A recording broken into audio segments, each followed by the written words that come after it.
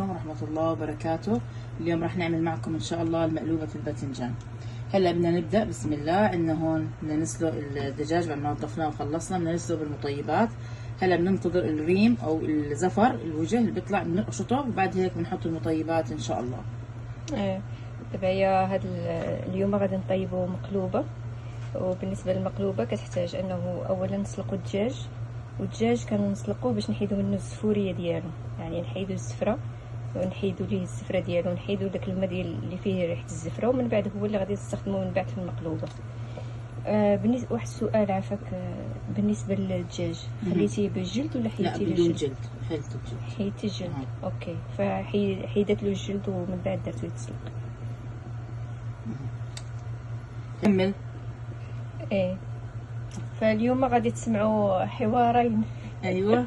لهجة مغربية ولهجة أردنية ان شاء الله. ايه عشان اخواننا في المغرب ان شاء الله يكونوا معنا بالوصفة باذن الله تعالى ويجربوها ان شاء الله. ان شاء الله. يلا. شكرا. رجعنا معاكم للسلق.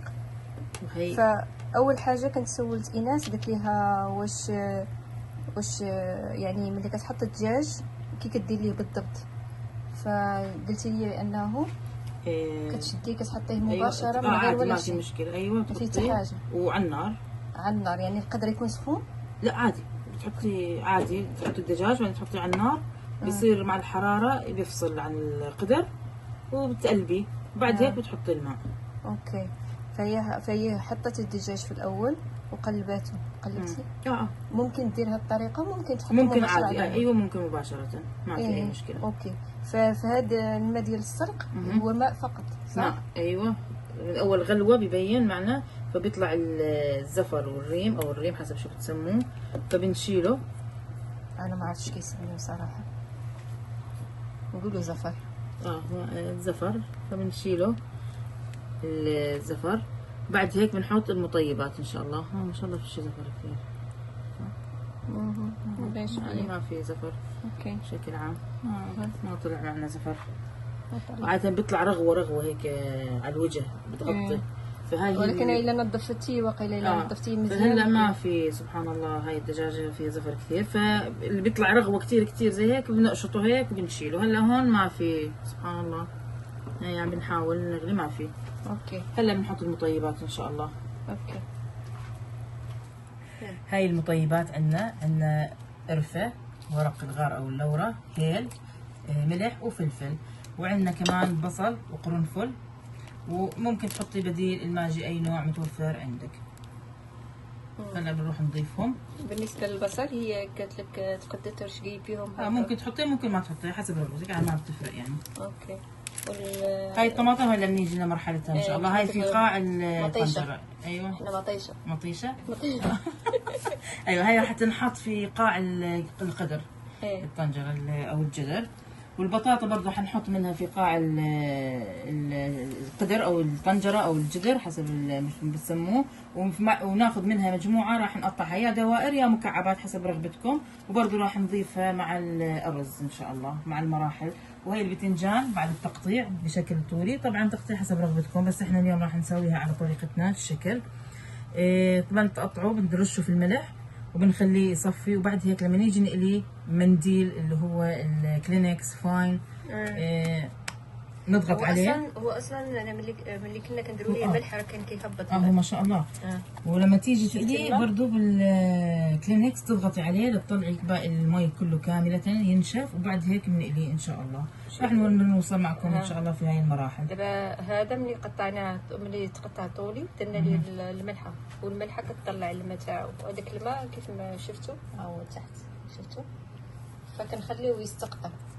ومن بعد هي غادي نمسحوها عاود اش سميتو هذاك فاين او كلينكس او مناديل، ايش بتسموه؟ مناديل ورقيه. ايوه مناديل ورقيه يعني. اوكي ان شاء الله. هلا بنروح نحط المطيبات على الدجاج ان شاء الله.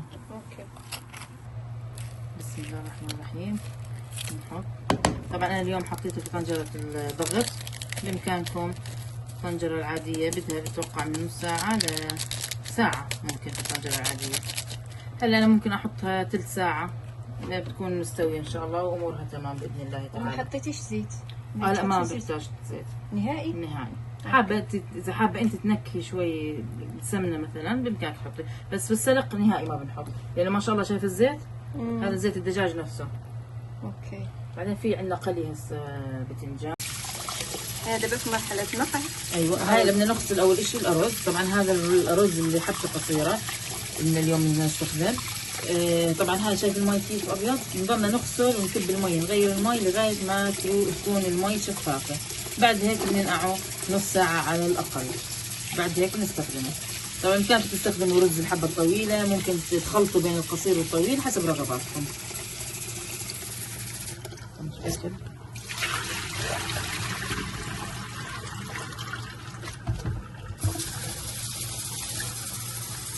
البتنجان بتقطع عادي مش شرط طويل يعني دوائر بنحط داخل الارز، بس هاي هي على طريقتي انا يعني بحط البتنجان. ايوه البتنجان بحطه على الاطراف عشان يطلع مثل قالب يعني ان شاء الله. وعادة عادي مش شرط ينحط على الاطراف، بنحط داخل الارز وبتقلي عادي. اوكي. بحطه طويل، انا بحب القصير للمقلوبه يعني سبحان الله. يعني عندك اكله الطويل وكان كيدير القصير. ايه بامكانك. وهذاك الطويل قلتي اللي هو ما فيه نشويات مثل هيك بيكون اقل. هذاك اللي كيديروا له بساتي. ايوه بسمتي، في امريكي كمان في ناس تستخدم حسب انت ايش بتحبي. بس المقلوبه سبحان الله بحسها بالقصير. عندك المقلوبه والقدره هذول بالذات يعني قصير. وفي ناس بيخلطوا لانه بيخافوا انه يعجن. عرفتي كيف؟ كياخذوا شويه كميه من ايوه على مثلا على القد او اثنين بواحد حسب انت شو بتحبي. هي ما صارت تخصيص هذاك الارز واخذ الماء من الصفر. فهنايا اخر مره هاي بس شويه ملح يحافظ على الحبه انها تضل متماسكه. هلا بننقعه مثل ما حكينا اقل شيء نص ساعه او ربع ساعه نص ساعه حسب وقتك، بس هو ما طول بالنقع كل ما كان النتيجه افضل. يعني ملي كتنقعيه يعني نص ساعه منيح ممتاز. الطبخ ديالو كيكون اصغر اقل وقت يعني. لا مش شرط، خلصي مدته من ربع ساعه لنص ساعه النقع يعني بغض النظر شو بدك تطبخي. لا بغيت نقول يعني اذا رقدتيه، احنا كنقولوا رقد، الا رقدتي الرز من وراها كيكون اسهل انك تطبخيه. طبعا لما ترقديه هيك بالمي طبعا. اوكي يعني نمشيو للمرحله اللي من وراها. يلا. دابا كنقطعوا البطاطس دوائر. هلا بنحط في قاع القدر او الطنجره او الجدر حسب ما بتسموه. يعني هاي عشان يحافظ انه لا سمح الله انشعطت معكم ممكن انه ما توصل للارز. عرفتوا كيف؟ تقلب معكم بكل سهوله باذن الله تعالى. باش تسهل انك تقلبيها مباشره. ايوه عشان كمان لا سمح الله انت هي اصلا اسمها مقلوبه. ايوه واذا نسيتيها لا سمح الله على النار شغل عمله. عرفتي كيف؟ انه انشعطت النار. يعني بحال غفلاتك وتشوطت. ايوه تشوط. ايوه صح نشوط. بحال شدات باش انت الا جاب الله تحرقت لك. ايوه لا سمح الله فما بتوصل للارض. يعني توصل على المانع. المانع ايش الدرع الواقي. ايوه هذا الدرع الواقي، البطاطس الدرع الواقي. ايوه فان ما كل شيء تم بتمام الله وما كان في حرق. ايوه فهيكون داكشي احسن. ولكن تطلع طيبه يعني محمره كمان. ولكن لا قدر الله وما شاء فعل. ايوه فاحنا في امان. هلا بنحط الطماطم بهذا الشكل. هاي الطماطم برضو بتعطي نكهه وحموضه. طبعا ما راح تبين حموضه انها مزعجه، بتعطي نكهه كثير طيبه، وبنفس الوقت لما نحط الدجاج راح تعطي تحميره حلوه للدجاج. بهذا الشكل.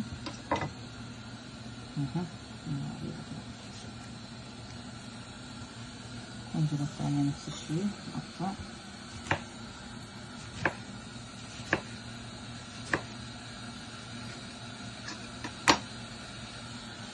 مش حابين تعملوا هاي المراحل ما في اي مشكله، بس انه وهذا المعمول تاعنا احنا يا ماشي تاعكم. هذه من ضيافة وكرم ايناس حبيبتي الله يسعدك يا رب.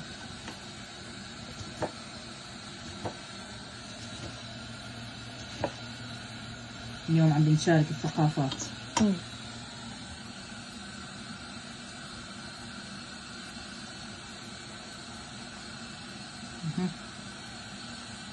هلا هيك بس ينسلق الدجاج يكون جاهز ان شاء الله، بنجيبه وبنرتبه فوق الطماطم.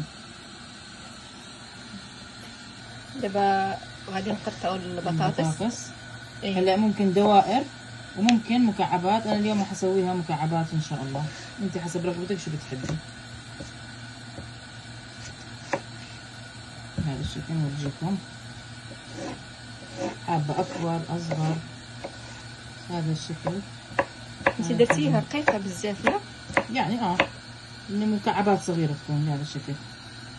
اوكي. حابة اكبر بامكانك تعمليها اكبر، حابة دوائر مثل ما ذكرنا بامكانك تعمليها دوائر.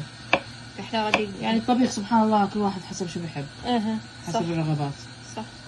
احنا نكملوا الكميه كلها بنفس الطريقه ان شاء الله. هلا بهذا الشكل ننشف، نحط دابا نوريكم كيفاش نشفوا الدنجال من بعد ما استقطر. ايوه شايفه كيف هيك نشفت، هلا بنقليها ان شاء الله نفس الطريقه، نكملوا نفس الكميه يعني كلها تنشاف، نبقاو نشفوا وحده بوحده حتى نشفوا الكميه كامله، ومن بعد نتلاقاو معكم في القناه.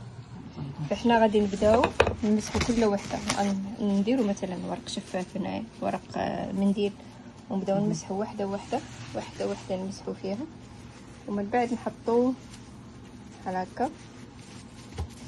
سمحوا انا يد وحده، ونبداو نحطو من بعد نبداو وحنا كنشفوا وكنهزوا كنبداو نقليو. يلاه اللهجه ديالك يلاه شرحي تيتي، شرحي. بس هيك مثل ما ذكرنا بننشف الباذنجان، بعد هيك نفرد المنديل ونحط القطع بنرتبهم، بنرجع بنحط كمان منديل بهذا الشكل وبنرجع نحطهم فوق بعض وبنبدا في القلي ان شاء الله. بنصير نضغط ننشفه مزبوط وبنصير نطول ونقلي بالزيت الغزير ان شاء الله. فهذاك الباذنجان الكميه كلها دابا حيدناها، فشوفوا الماء اللي طلع من الباذنجان من غير هذاك اللي نشفناه واستخدمناه. الكميه هاي دابا كندير لها بحال هكا، نشفوها كنسخاو نقليو شوي شوي. شايفين محمر بهذا الشكل.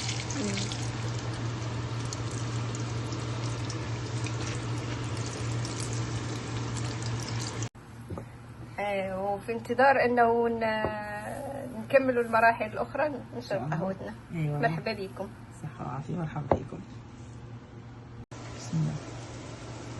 هلا البصله نقيناها، قولي لي. بدنا اجنحه اللي هي ايش بتسموها؟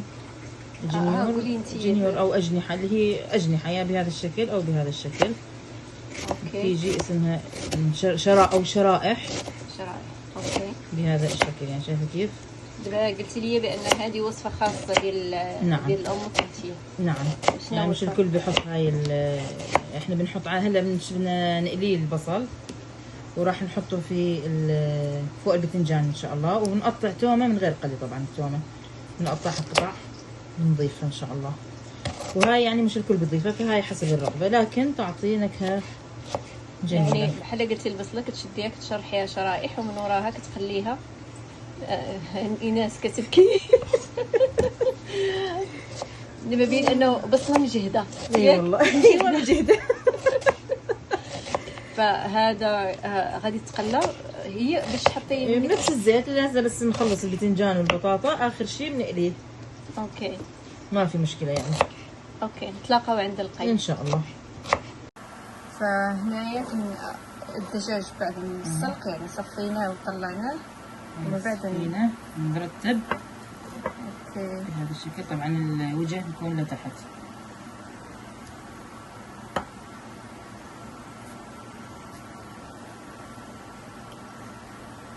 الشكل. هاي بنعبيه كله دجاج، هاي بنعبيه.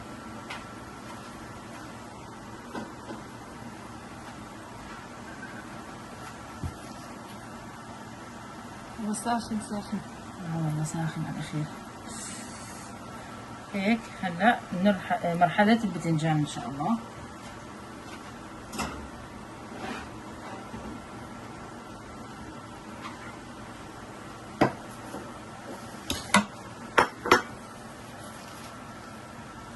بسم الله الرحمن الرحيم. نبدأ بهذا الشكل، نحط على الأطراف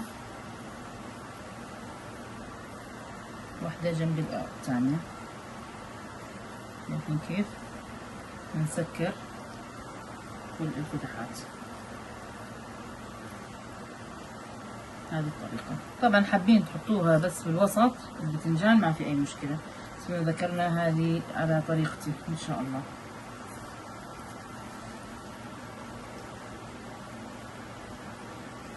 هذا الشكل.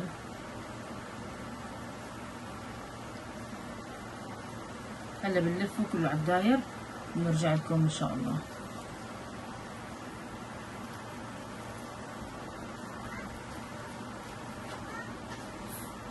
هاي لفيناها. صافي دورنا الدنجان، دار على الطنجرة كاملة بحالاتها. طبعا نمشيو للمرحلة الثانية كيف ما كتلاحظوا هكا. وشنو هي المرحلة الماجية يا إيناس؟ البصل المقلي، الجناحات والتومة، وبعد هيك الأرز إن شاء الله. بعد النقع نصفي الأرز. هاي أداة بتساعد على التصفية، ممكن تحطيه بمصفاي وتصفيه حسب رغبتكم.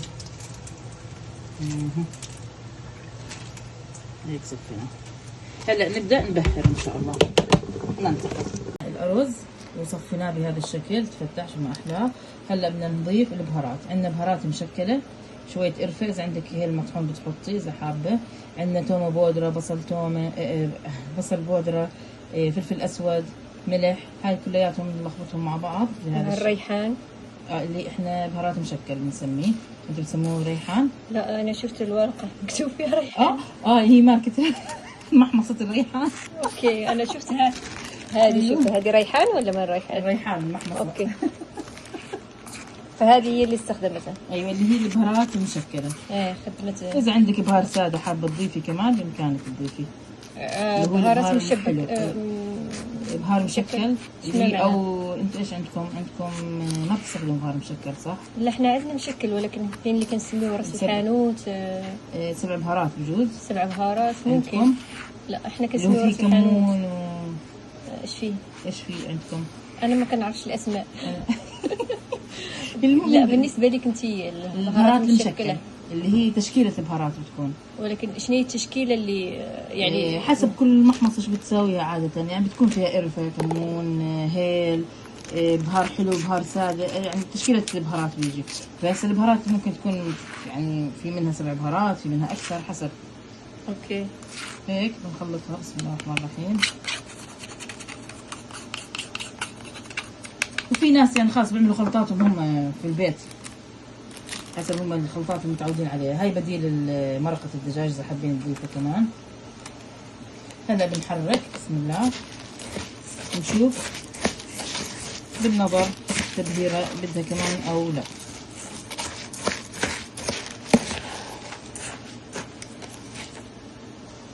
إن شاء الله. ومن وراها قلتي هلا بدنا نحط بطاطس والبصل والثومة. ايه هاك والأرز وهيك. خلص والشوربة بعدين. اوكي نرجع للطنجرة الصغيرة. هلا بنضيف شوية تومة فريش تكون، نقطعها شرائح بهذا الشكل. نحط شوية بصل. بسم الله. بصل. هذا بصل قطعناه وقلينا شرائح عليناه هيك، ذهبناه شوي، دبلناه، طلعت لك كثير طيبة بهذا الشكل. نحط بطاطس. بسم الله. بطاطس اللي كنا قطعنا مكعبات هي قليناها. اوكي. هلا بنحط الأرز اللي تبلناه. بسم الله بهذا الشكل.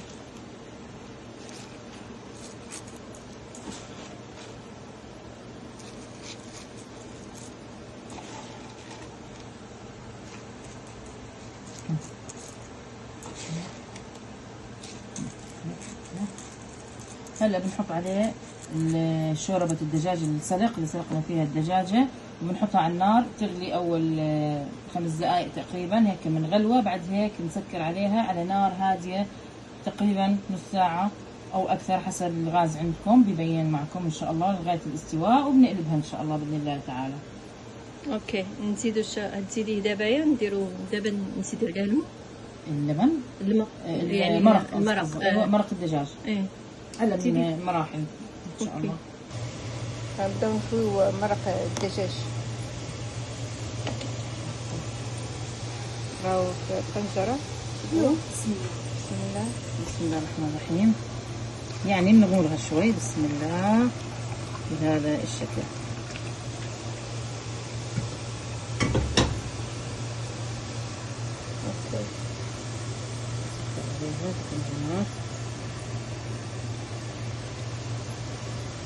هلا بنخليها تغلي شوي.